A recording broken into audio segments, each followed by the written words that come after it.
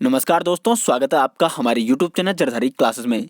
दोस्तों यहाँ पे उत्तराखंड में सहायक अध्यापक यानी एलटी के 1431 पदों पर आज विज्ञापन जारी किया जा चुका है यूके यानी उत्तराखंड अधीनस्थ सेवा चयन आयोग द्वारा। तो बहुत बड़ी खुशखबरी यहाँ पे उत्तराखंड के उन लोगों के लिए जो कि एलटी भर्ती का यहाँ पे इंतजार कर रहे थे, उसकी तैयारी कर रहे थे।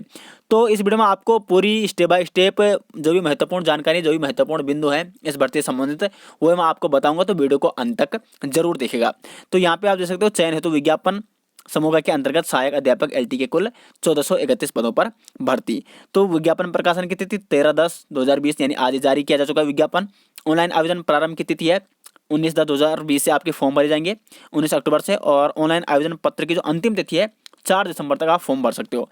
परीक्षा शुल्क आप 6 दिसंबर तक जमा कर सकते हो। और लिखित परीक्षा की जो अनुमानित तिथि है वो है अप्रैल माह 2021। तो 2021 में ये वैकेंसी हो सकती है। बाकी आपको क्या करना है, यदि आपने ओटीआर कर रखा है लेकिन फिर भी इस भर्ती के लिए आपको दोबारा वहाँ पे अपने सारे डॉक्यूमेंट्स, मतलब जो भी उसमें डिटेल्स मांगे वो सारे जमा करने होंगे, क्योंकि काफ़ी इसमें डॉक्यूमेंट्स मांगे गए होंगे। वो खैर उस दिन पता चल जाएगा जब आप फॉर्म भरोगे, जब वहाँ पे फॉर्म भरने स्टार्ट हो जाएंगे। अब देखो यहाँ पे पदों की बात कर लेते हैं। तो अलग अलग सब्जेक्ट के लिए यहाँ पे अलग अलग पद हैं, और साथ साथ कुमाऊं मंडल और गढ़वाल मंडल दोनों के लिए अलग अलग यहाँ पे पद हैं। तो दोनों मंडलों के लिए यहाँ पे पद जारी किए जा चुके हैं। और यहाँ पे आप देख सकते हो, सबसे पहले बात करें अगर यहाँ पे हिंदी में टोटल 102 पद हैं, अंग्रेजी में 85 पद है। अब देखो ये किसके लिए है, ये है सामान्य शाखा के लिए, ठीक है। एक महिला शाखा है, एक सामान्य शाखा है। 60% पद तो किसके लिए है, सामान्य शाखा के 60% पद, वो भी किसके, गढ़वाल मंडल में। तो गढ़वाल मंडल में सामान्य शाखा के जो पद हैं वो है 102। देखो सामान्य शाखा में महिलाएं भर सकती है और पुरुष भी भर सकते हैं, लेकिन जो महिला शाखा है वहाँ सिर्फ महिलाएं ही आवेदन करेंगे। अंग्रेजी के 85 है, संस्कृत के 12 हैं, गणित के 76 हैं, विज्ञान के 97 हैं। बाकी जिसके भी जितने भी इसकी नोटिफिकेशन मैं आपको दे दूंगा वीडियो के डिस्क्रिप्शन में। अपने सब्जेक्ट जो आपका सब्जेक्ट है उसमें आप खुद दे सकते हो, क्योंकि ऐसे में वीडियो बहुत लंबी हो जाएगी। जो भी महत्वपूर्ण बिंदु है मैं उसी पे यहाँ पे चर्चा करूंगा, उसी को यहाँ पे बताऊंगा जो आपके लिए इंपॉर्टेंट्स है। और ये है गढ़वाल मंडलागढ़ 60% सीधी भर्ती महिला शाखा। तो महिला शाखा में सिर्फ महिला शाखाएं यानी महिलाएं ही भर पाएंगी, ठीक है। तो हिंदी में 4 हैं, और ऐसे ही प्रत्येक सब्जेक्ट आप यहाँ पे देख सकते हो। अब देखो एक और महत्वपूर्ण बिंदु यहाँ पे, सहायक अध्यापक गढ़वाल मंडल के अंतर्गत 10% सीधी भर्ती। ऊपर 60% लिखा था, यहाँ पे 10% लिखा है। 10% का मतलब है जो क्या है, विभागीय मतलब जो विभाग वाले वो है, मतलब जिनके पेरेंट्स विभाग में हैं, जिनके पापा जैसे वो टीचर्स होंगे, शिक्षा विभाग होंगे, शिक्षा विभाग में जो होंगे वो यहाँ पे भर सकते हैं, ठीक है। उनके लिए है ये सामान्य हिंदी जो भी है, ठीक है। तो सब्जेक्ट आप देख सकते हो, ये विभाग वालों के लिए है।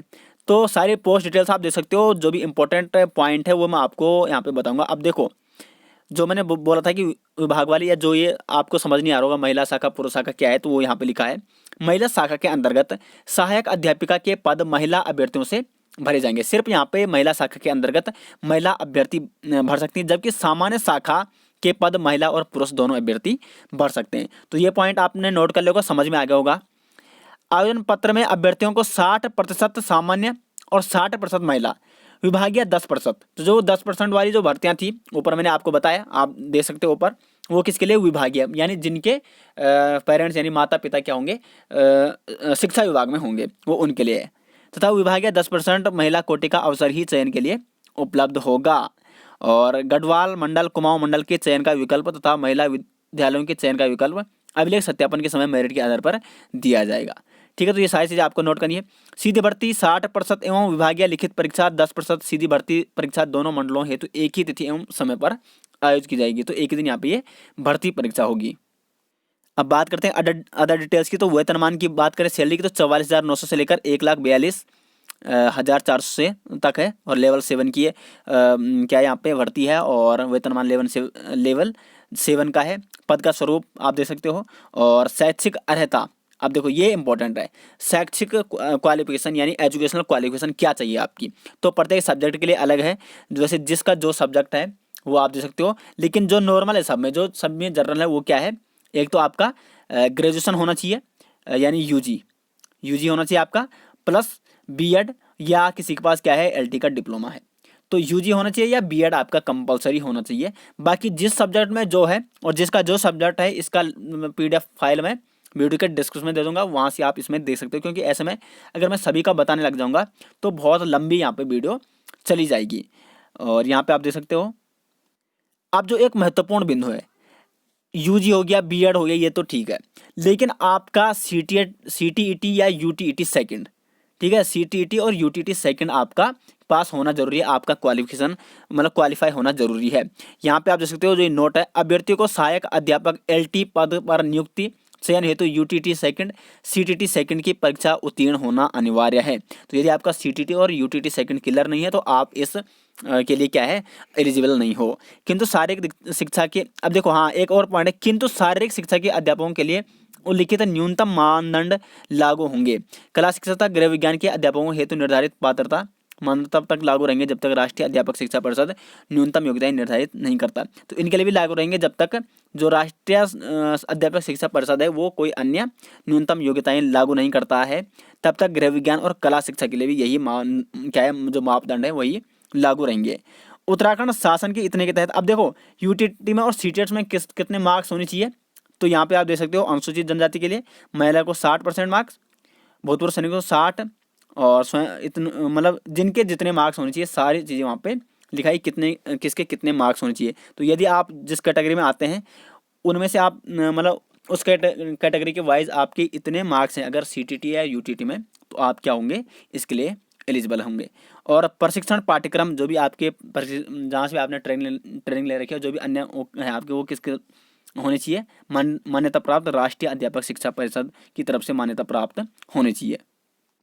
अब देखो लिखित परीक्षा में क्या क्या आएगा, तो चयन के लिए 100 अंकों की वस्तुनिष्ठ प्रकार की 2 घंटे की एक लिखित परीक्षा होगी। तो आपका 100 अंकों का एक पेपर होगा, एमसीक्यू क्वेश्चन उसमें पूछे जाएंगे, और 2 घंटे का वो एग्जाम होगा, जिसमें आपका शैक्षिक अभिवृत्ति, शिक्षण, कला तथा संबंधित विषय के प्रश्न होंगे। जो आपका जैसे किसी का साइंस का है, विज्ञान का है, तो उसमें विज्ञान के क्वेश्चन पूछे जाएंगे, किसी का हिंदी का है तो उसमें हिंदी का क्वेश्चन पूछे जाएंगे।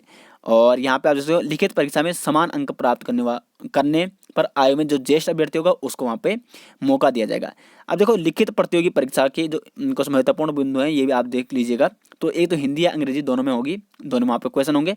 साथ ही साथ मिनिमम क्वालिफिकेशन क्या है लिखित परीक्षा के लिए, मिनिमम क्वालिफाइंग नंबर है। तो जो सामान्य और ओबीसी श्रेणी वाले हैं उनके लिए 45% मार्क्स, जबकि जो अन्य जाति यानी SC ST हैं उनके लिए 35% मार्क्स यहाँ पे लाने अनिवार्य हैं। ठीक है, ये क्या है, मिनिमम क्वालिफिकेशन मार्क्स इतने परसेंट। और यहाँ पे आप देख सकते हो लिखित परीक्षा प्रश्न पत्र मूल्यांकन के प्रत्येक सही उत्तर का 1 अंक व प्रत्येक गलत उत्तर का 1/4 की यहाँ पे क्या है, निगेटिव मार्किंग या ऋणात्मक अंक यहाँ पे आपको दिया जाएगा। एज लिमिट की बात करें तो यहाँ पे आप देख सकते हो आयु गणना कब से की जाएगी, 1 जुलाई 2020 से की जाएगी। और आयु 1 जुलाई 2020 को न्यूनतम कितनी होनी चाहिए, 21 होनी चाहिए, और मैक्सिमम 42 होनी चाहिए। तो 21 to 42 आपकी एज होनी चाहिए, एज लिमिट इतनी है। और एज गणना यानी आयु गणना कब से की जाएगी, 1 जुलाई 2020 से की जाएगी। एक और पॉइंट यहाँ पे बहुत ही महत्वपूर्ण है, यहाँ पे पॉइंट नंबर 13, उत्तराखंड लोक सेवा आयोग की परिधि के बाहर समूह गा की सीधी भर्ती के पदों हेतु, ये समूह गा की भर्ती है, हेतु आवेदन करने के लिए वही अभ्यर्थी पात्र होंगे जिसने अपनी हाई स्कूल एवं इंटरमीडिएट अथवा इनके समकक्ष स्तर की परीक्षा या शिक्षा उत्तराखंड राज्य में स्थित मान्यता प्राप्त संस्थान से की हो।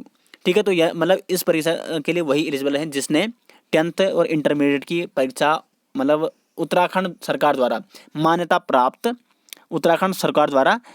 प्राप्त संस्थान से की हो, हाई स्कूल और इंटरमीडिएट। परंतु अब देखो लेकिन एक अन्य पॉइंट भी है, यह कि सैनिक अर्धसैनिक बलों में कार्यरत तथा राज्य सरकार अथवा उसके अधीन स्थापित किसी राजकीय अर्धशासकीय संस्था में नियमित पदों पर नियमित रूप से नियुक्त कार्मिकों एवं केंद्र सरकार अथवा केंद्र सरकार के सार्वजनिक उपक्रमों में नियमित पदों पर नियमित रूप से उत्तराखंड में कार्यरत ऐसे कर्मी जिनकी सेवाएं उत्तराखंड से बाहर स्थानांतरित नहीं हो सकती है, स्वयं अथवा उनके पति पत्नी जैसी भी स्थिति हो, तथा उनके पुत्र पुत्री राज्याधीन सेवाओं के समूह की सीधी भर्ती के पदों पर चयन हेतु आवेदन के प्राप्त होंगे। जैसे कि माना कोई अदर स्टेट का है, वो यहाँ पे क्या करता है, उत्तराखंड सरकार या मतलब यहाँ पे जॉब करता है और उसका ट्रांसफ़र नहीं हो सकता है, तो वो यहाँ पे एलिजिबल हैं। या कोई सैन्य है, अर्धसैनिक बलों वाले हैं, वो यहाँ पे जॉब करते होंगे, वो भी इसके लिए एलिजिबल हैं, वो यहाँ पे क्या कर सकते हैं, इस भर्ती की प्रक्रिया के लिए आवेदन कर सकते हैं। बाकी आप पॉइंट नंबर 13 को डिटेल्स पढ़ सकते हैं, अगर जिसको ये कन्फ्यूज़न है कि हम भर सकते हैं या नहीं भर सकते हैं, हम मतलब दूसरे राज्य के हैं या इस राज्य के हैं, भर सकती है नहीं भर सकते हैं। अब शुल्क की बात करते हैं यहाँ पे, तो शुल्क कितना आपको भुगतान करना है, कितना आपको भरना है। तो जो अनारक्षित यानी सामान्य और ओबीसी वाले उनको 300 रुपये यहाँ पे शुल्क पड़ेगा।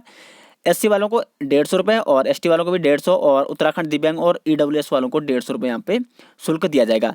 और एक और चीज़ यहाँ पे कि EWS का आरक्षण उन्हीं को मिलेगा जिनके पास क्या नहीं है, OBC ST या अन्य क्या नहीं है, कैटेगरी सर्टिफिकेट नहीं है। अब जिनके पास अन्य भी और EWS भी है उनको इसका लाभ नहीं मिलेगा। आपके पास एक ही यहाँ पे कैटेगरी सर्टिफिकेट होना जरूरी है।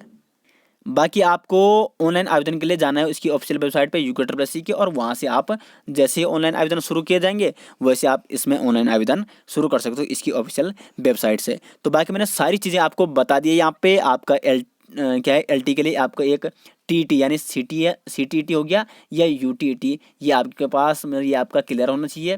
BEd ग्रेजुएशन और जो भी अन्य डिटेल्स है सब्जेक्ट के वाइज अपने सब्जेक्ट के अनुसार जो आपका सब्जेक्ट है वो आप दे सकते हो, किस सब्जेक्ट में कितनी सीटें वो आप दे सकते हो। इस PDF जो ये नोटिफिकेशन है इसका लिंक मैं आपको वीडियो के डिस्क्रिप्शन में दे दूँगा। बाकी आपको जो भी जानकारी चाहिए होगी इसका मैं सिलेबस बहुत जल्दी यहाँ पे लाऊंगा, सिलेबस मैं आपको बताऊंगा। यहाँ पे इसका सिलेबस मैं यहाँ पे अपडेट कर दूंगा, अपलोड कर दूंगा।